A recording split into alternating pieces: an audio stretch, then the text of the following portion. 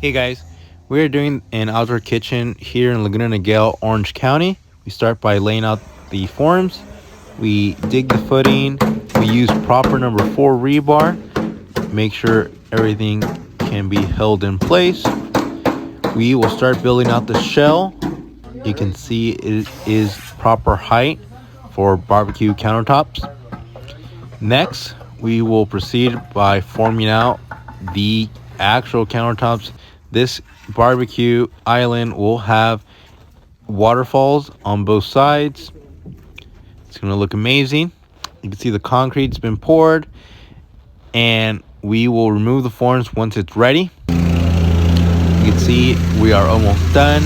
We've been polishing it, and it will be sealed at the end of the project.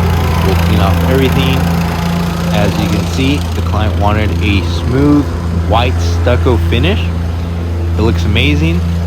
Let me know what you guys think.